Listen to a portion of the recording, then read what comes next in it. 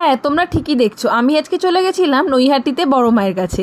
কিভাবে গেছিলাম তোমাদেরকে বলি এবার।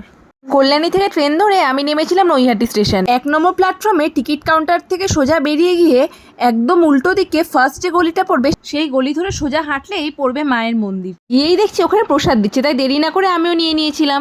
তারপরে মায়ের পুজোর জন্য ডালা কিনে আমি লাইনে দাঁড়ালাম। প্রচুর লাইন পড়েছিল। মন্দিরের টাইমিং আর নিয়মাবলীগুলো কিন্তু আমি তোমাদের জন্য জুম করে দেখিয়ে দিয়েছি। প্রায় অনেকক্ষণ লাইনে দাঁড়ানোর পর দেখো দূর থেকে মাকে দেখতে পাচ্ছিলাম আর ভাবছিলাম কতক্ষণে সামনে যাব।